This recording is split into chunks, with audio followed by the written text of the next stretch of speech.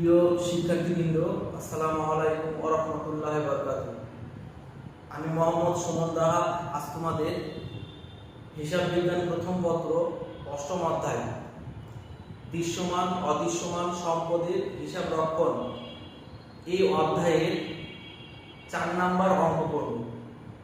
এর আগে আমরা 3টা অঙ্ক করেছি, কিন্তু এর আগে কখনো আমরা যে পরপর 2 বছর যদি কোনো সম্পত্তি কেনা হয় তাহলে কিভাবে অপচয় বের করতে হয়,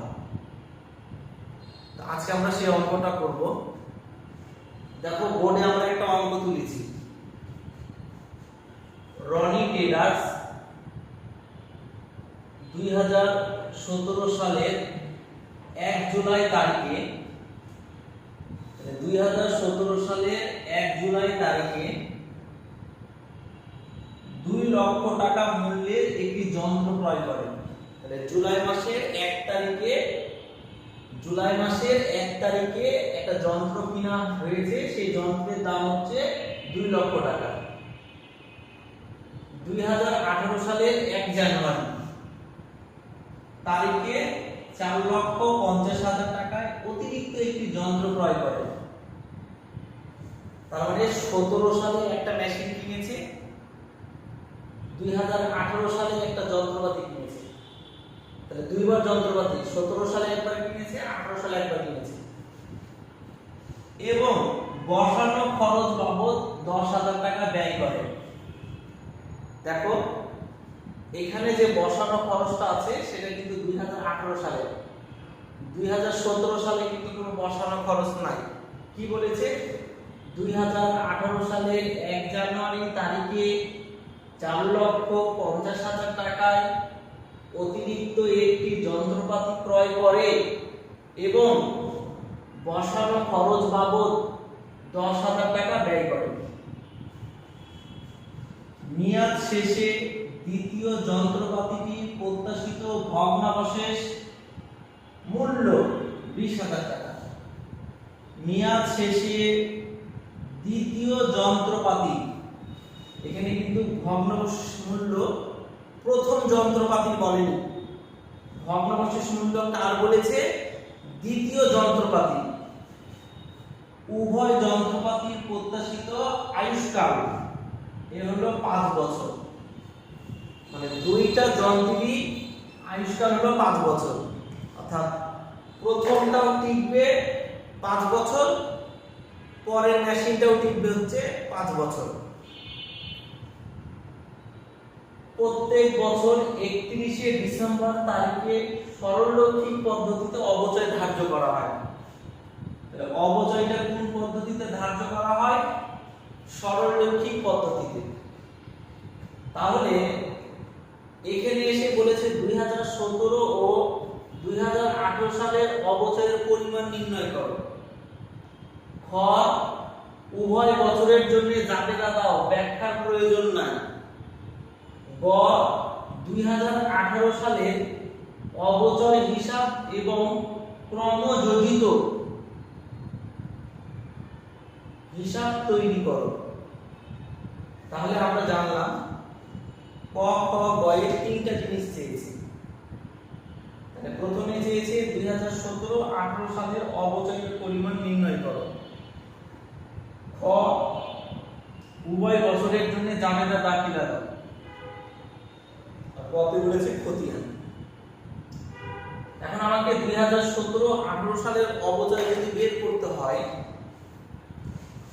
তাহলে আমরা ক 2017 ও 2018 সালের অবচয় নির্ণয়। এখন অবচয় কিভাবে বের করব? প্রিয় শিক্ষার্থীবৃন্দ, তোমরা জানো যে আমাদের অঙ্কতে কোশ্চেন ওরা বলে দেয় কোন নিয়মে অবচয়টা বের করতে হবে। আমরা জানি সরলরৈখিক আর কিস্তি পদ্ধতি একই কথা, ক্রমহ্রাসমান যে পদ্ধতি হচ্ছে আলাদা। এখানে আমাদের বলেছে সরলরৈখিক পদ্ধতি। সরলরৈখিক পদ্ধতিতে যদি অবচয় বের করতে হয়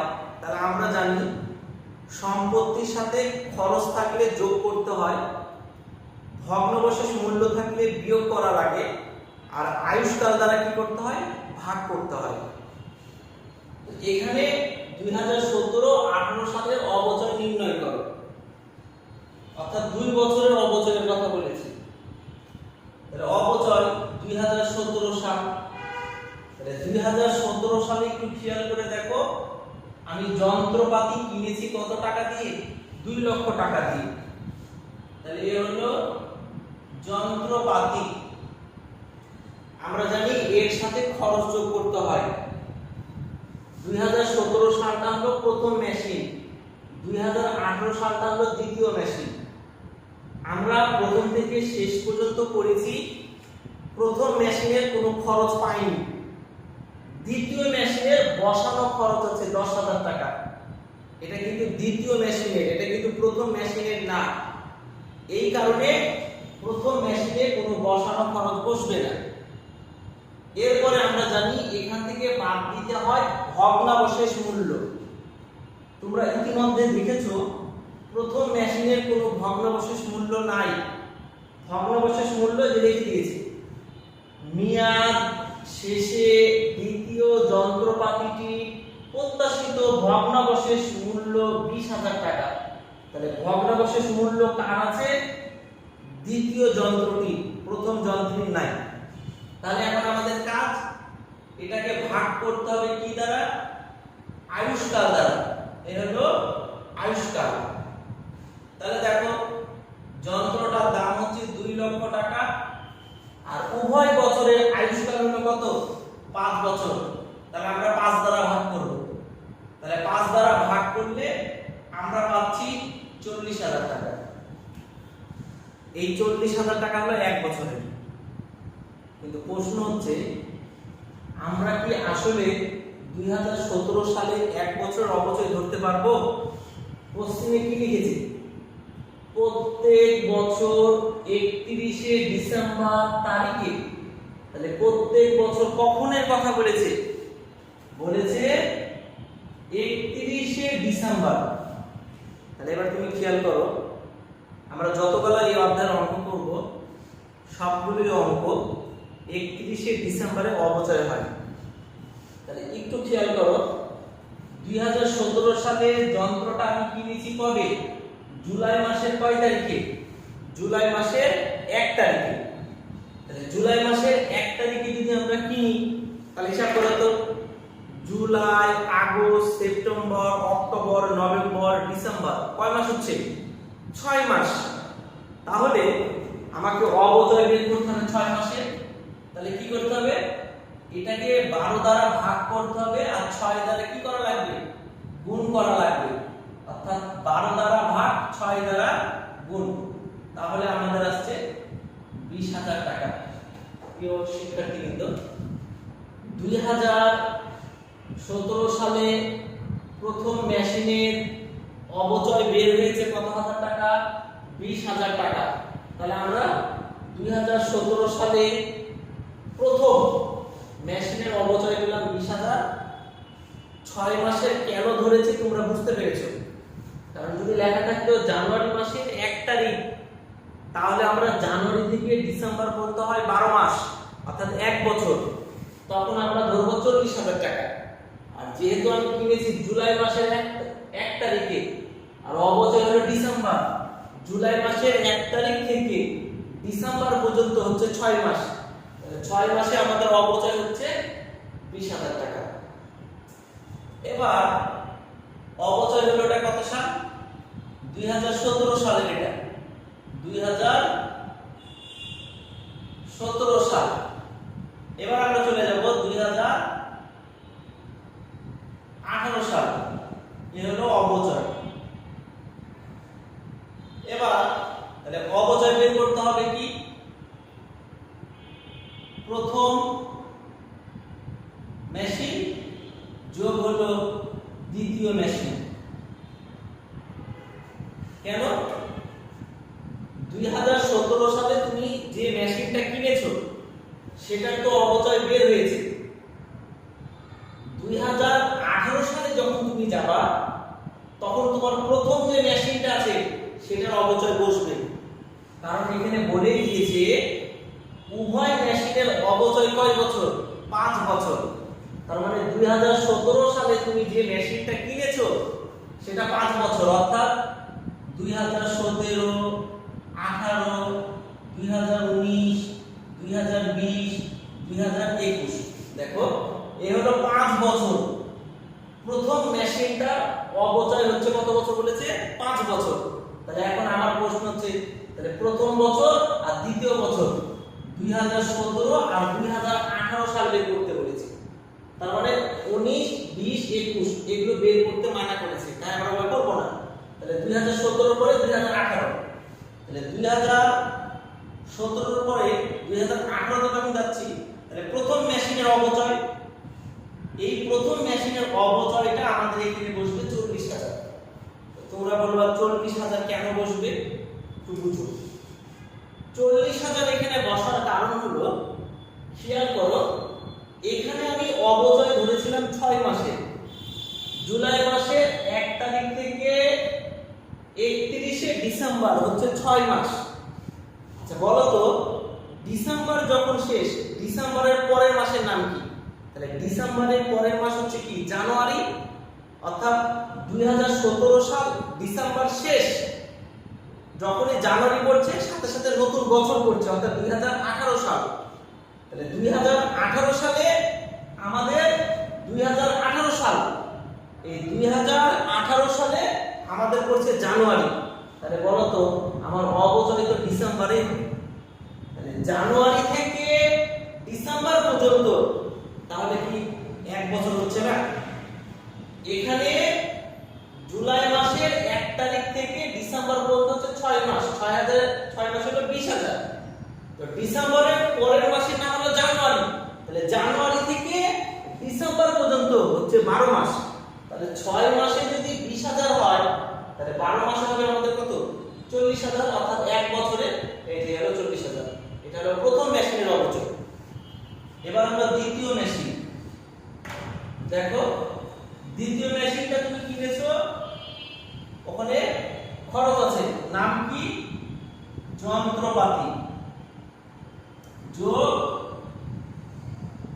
বসানো খরচ বিয়োগ ভগ্নাবশেষ মূল্য, আর ভাগ হলো কি? এই হলো আয়ুষ্কাল। তাহলে দেখো প্রথম মেশিনের অবচয় 40,000, দ্বিতীয় যন্ত্রটি কিনেছো 4,50,000 এ, বসানো খরচ হয়েছে 10,000, ভগ্নাবশেষ মূল্য হলো 20,000, আর আয়ুষ্কাল হচ্ছে আমাদের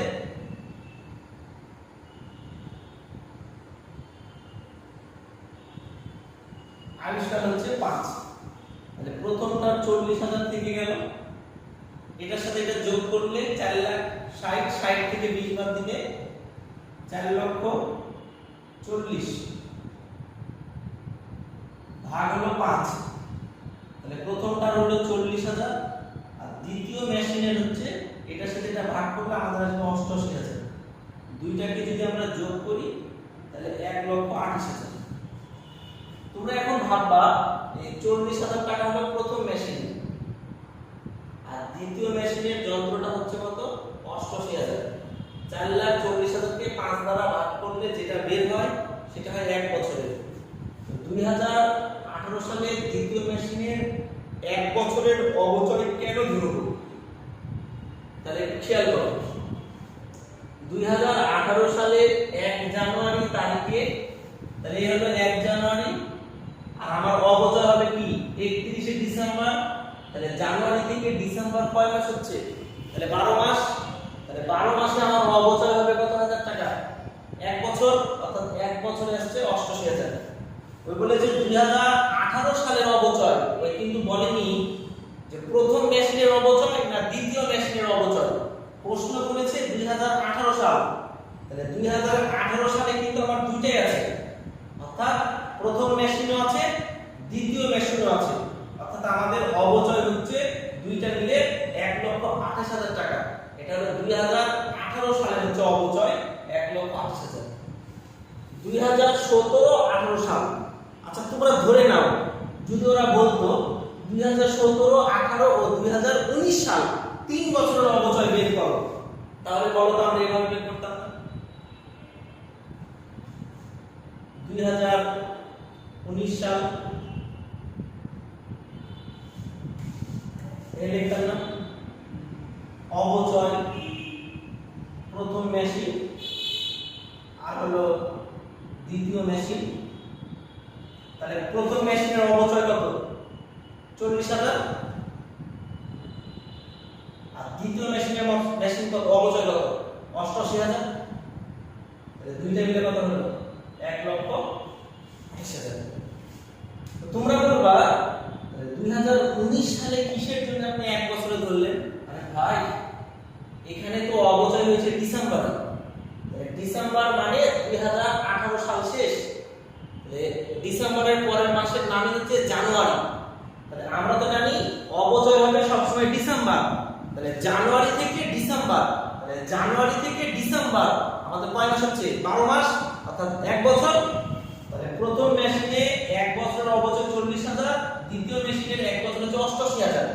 টোটাল হলো 1,28,000 টাকা। এটা হলো 3 বছরের।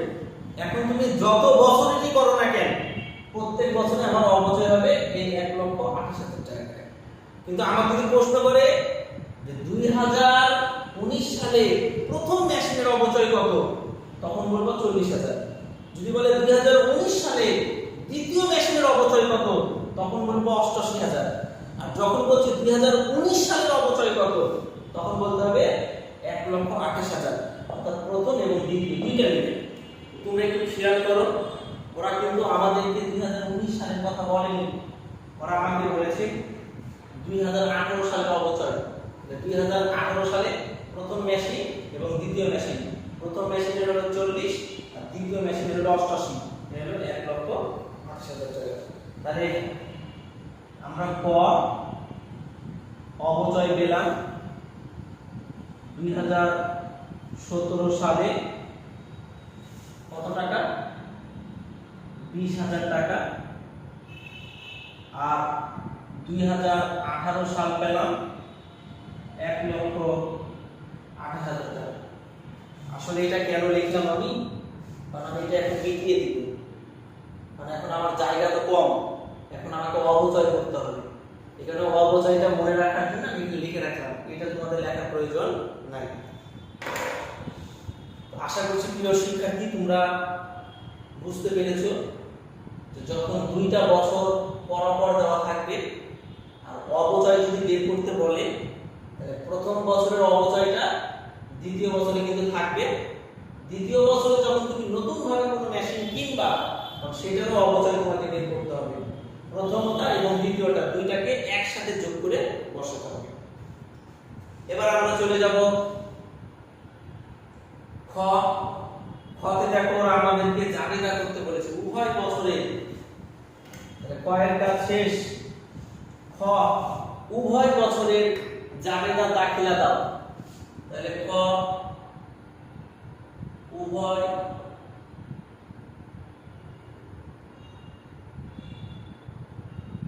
বছরের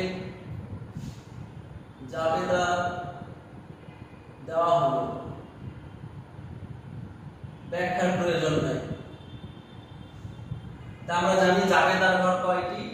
5টি। এ হলো তারিখ, বিবরণ, খতিয়ান পৃষ্ঠা, ডেবিট ক্রেডিট। আমরা জাবেদার ঘর কেটে ফেললাম।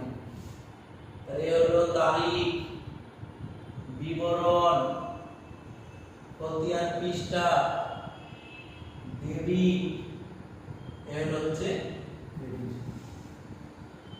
তোমরা জানো আমরা যখন এই অধ্যায়ের প্রাথমিক আলোচনা করি তখন আমরা বলেছি এক বছরের জন্য কয়টা জাবেদা দিতে হবে? 3টা।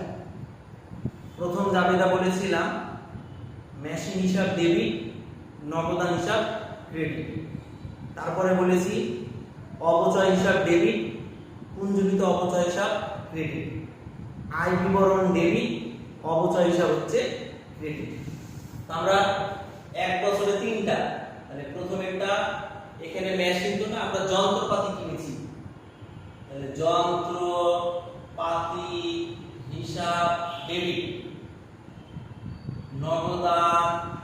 হিসাব ক্রেডিট এ হলো একটা।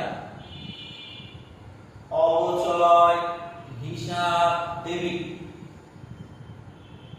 পুঞ্জীভূত অবচয় হিসাব ক্রেডিট দুইটা। আয় বিবরণ ডেবিট, অবচয় হিসাব ক্রেডিট। এই যে আমরা বলেছি এক বছরের জন্য তিনটা জাবেদা দিব, তাহলে এখন আমরা তিনটা জাবেদা দিচ্ছি। তাহলে এটা হলো 2017 সাল। দেখো তো 2017 সালে আমি যন্ত্রটা কিনেছি জানুয়ারি মাসের 1 তারিখ না জুলাই মাসের 1 তারিখ? তাহলে আমরা কিনেছি জুলাই মাসের 1 তারিখ। তাহলে এখানে লিখবো এটা হলো জুলাই মাসের, এই হলো 1 তারিখ। তাহলে বেসিক যন্ত্রপাতি হিসাব ডেবিট, নগদান হিসাব ক্রেডিট। তাহলে টাকা আমরা কিনেছি কত টাকা দিয়ে? 2 লক্ষ টাকায়। আমরা বলেছিলাম যন্ত্র কেনার সময় যদি এর কোনো খরচ থাকে তাহলে খরচটা যোগ করে বলতে হয়। আমরা 2017 সালে যে যন্ত্রটা কিনেছি এর কিন্তু কোনো খরচ আমরা পাইনি, এই কারণে আমাদের কোনো খরচ বসবে না। এবার অবচয় আমরা বলেছি অবচয় সব সময় হবে ডিসেম্বরের 31। আর অবচয় বলতো 2017 সালে আমরা অবচয় বের করেছি কত হাজার টাকা? 20,000 টাকা। এ হলো অবচয় আমরা বের করেছি, এ হলো 20,000 টাকা। তাহলে আমাদের 2017 সালে অবচয় বের করা হয়ে গেল। এক বছরে তিনটা জাবেদা শেষ। এবার আমরা চলে যাচ্ছি 2018 সাল। আমি বলেছি আরেক বছরের জন্য আবার তিনটা জাবেদা। তাহলে জাবেদা হলো কি? যন্ত্রপাতি হিসাব ডেবিট, নগদান হিসাব ক্রেডিট, অবচয় হিসাব ডেবিট, পুঞ্জীভূত অবচয় হিসাব ক্রেডিট, আয় বিবরণ ডেবিট, অবচয় হিসাব ক্রেডিট। তাহলে দেখো তো আমাদের কি তাহলে 2 বছরের জাবেদা হয়ে গেল না? হয়ে গেল। দিয়ে 2018 সালে এখানে খেয়াল করে দেখো আমরা 18 সালে একটা কিন্তু যন্ত্রপাতি কিনেছি, তখন লিখতে হবে জানুয়ারি মাসে কিনে। যেহেতু জানুয়ারি মাসে কিনেছি, কত টাকায় কিনেছি? 4,50,000। এর বসানো খরচ আছে কত? 10,000। তা আমরা বলেছি যন্ত্রপাতির এখানে যখন টাকা বসাবো তখন ওই যন্ত্রপাতি কেনার সময় যদি কোনো খরচ থাকে সেই খরচটাকে যোগ করে বসাতে হয়। তাহলে 4,50,000 আর 10, তাহলে 4,00,000 কত হাজার টাকা? এর 60,000 টাকা। এর হলো 4,60,000। আর অবচয় কখন হবে? আমরা জানি অবচয় হবে ডিসেম্বরের 31। তাহলে অবচয় কত টাকা হয়েছে? 2018 সালে অবচয় হয়েছে 1,28,000 টাকা। তখন আমরা অবচয় লিখলাম 1,28,000। এ হলো 1,28,000। এই যে এখন যদি ওরা আমাকে বলতো 3 বছরের জাবেদা করো, তাহলে আমরা লিখতাম 2019 সাল, মানে আবার এই তিনটা জাবেদা দিতাম। কিন্তু মনে রাখবা 2019 সালে কিন্তু আমি কোনো যন্ত্রপাতি কিনিনি, 2019 সালে এখানে আমাকে ফাঁকা রাখতে হবে। আর অবচয়ের এখানে গিয়ে সেম একই ডিসেম্বরের 31 বলে আমাকে অবচয়ের করে টাকা লিখতে হবে কত? 1,28,000, 1,28,000, 1,28,000, 1,28,000। অর্থাৎ ওরা এখন আমাকে যত বছরই ওরা আমাকে জাবেদার কথা বলুক না কেন, আমরা এই তিনটা করে জাবেদা দিব। যদি আমরা কোনো যন্ত্রপাতি ওই বছরে কিনি তাহলে আমরা টাকা বসাবো, আর যদি না কিনি তাহলে আমাদেরকে ফাঁকা রাখতে হবে। আর অবচয় প্রত্যেক বছরে এখন আমাদের 1,28,000 টাকা করে হবে। তো প্রিয় শিক্ষার্থীবৃন্দ, 2 বছরের ওরা আমাদেরকে জাবেদার কথা বলেছে, আমরা 2 বছরের করে ফেললাম। উভয় বছরে 2017-18 সালের অবচয়ের পরিমাণ উভয় বছরের জাবেদা, অর্থাৎ 2017-18 সালের হচ্ছে জাবেদা। ব্যাখ্যার প্রয়োজন নাই, ব্যাখ্যা দিই। এবার হচ্ছে গ 2018 সালের অবচয়। দেখো এটা কিন্তু 18 সাল উল্লেখ করে বলেছে, এক বছর।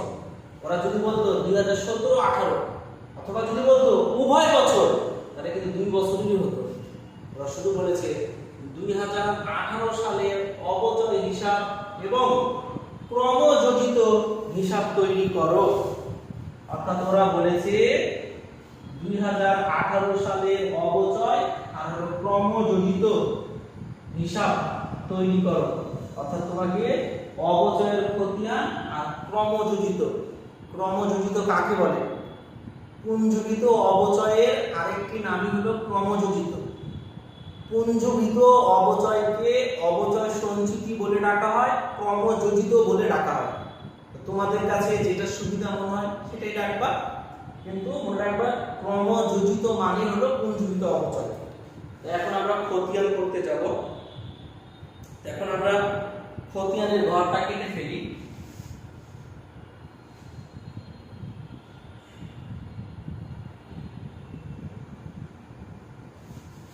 দেখো তাহলে এই হলো গ, অর্থাৎ ওরা আমাকে বলেছে অবচয় হিসাব। এখন আমরা অবচয়ের খতিয়ান কাটছি। আমরা জানি খতিয়ান হলো দুই প্রকার, একটা হলো টি ছক, একটা হলো চলমান জেড ছক। টি ছকের তুলনায় চলমান জেড ছক আছে সোজা। খতিয়ানটা কোন নিয়মে করতে হবে তা কিন্তু বলা নাই, তাই আমরা খতিয়ানটা চলমান জেড ছকে করব। আমরা খাতার এই মাথা থেকে ওই মাথা পর্যন্ত দাগ টানলাম। প্রথমে হলো তারিখ, বিবরণ, জাবেদা পৃষ্ঠা, ডেবিট, ক্রেডিট, ব্যালেন্সের হচ্ছে ডেবিট ক্রেডিট। তাহলে এই হলো তারিখ, বিবরণ, জাবেদা পৃষ্ঠা, ডেবিট, ক্রেডিট, ব্যালেন্সের ডেবিট ক্রেডিট। এখানে লিখতে হয় হিসাবে কোড নং, লিখলেও চলবে না লিখলেও চলবে। এখন আমরা অবচয় হিসাব করব কার? 2017 সাল। তার মানে আমাদেরকে এই 2018 সালে কিন্তু তাকানো যাবে না, মনে রাখবা। এখানে খেয়াল করা যাবে না, শুধু আমাকে 2018। তাহলে 2018 সাল বলতো এখানে কি আমাদের অবচয় আছে? নাই, এখানে আছে। অবচয় হিসাব কি হয়েছে? ডেবিট। অবচয় হিসাব কি হয়েছে? ডেবিট। তখন এই যে ডেবিটের ঘরে 1,28,000 টাকা। তাহলে বিবরণের ঘরে উল্টা কথা। তাহলে অবচয়ের বিপরীতে কি লেখা আছে? পুঞ্জীভূত অবচয়। তাহলে হলো পুঞ্জীভূত অবচয় হিসাব।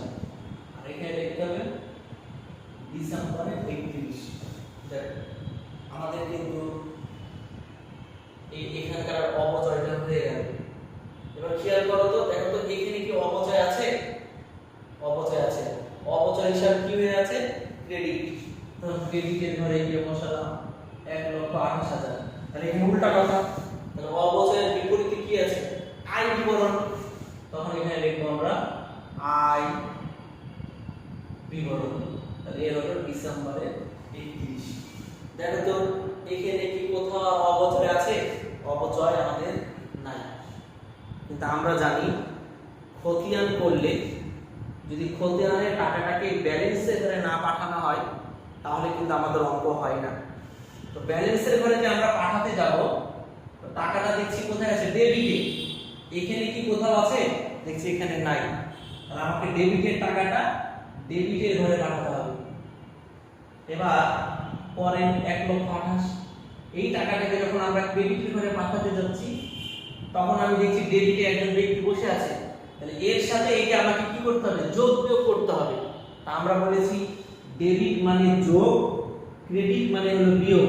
তাহলে 1,28,000 থেকে 1,28,000 টাকা যদি আমরা বাদ দিয়ে দিই, তাহলে আমাদের কি হয়ে যায়? শূন্য হয়ে যায়। তার মানে আমাদের 2018 সালের অবচয় শেষ। আমরা প্রথম থেকে বলে আসছি অবচয় যত বছরেরই করি না কেন অবচয় হবে শূন্য। মানে একটা অবচয় হয় ডেবিট, একটা অবচয় হয় ক্রেডিট। ডেবিটের টাকা থেকে ক্রেডিটের টাকা বাদ দিয়ে দিলে আমাদের হবে হচ্ছে শূন্য। এবার আমরা চলে যাই ক্রমযোজিত। ক্রমযোজিত তো যখন আমাদেরকে বলেছে, দেখো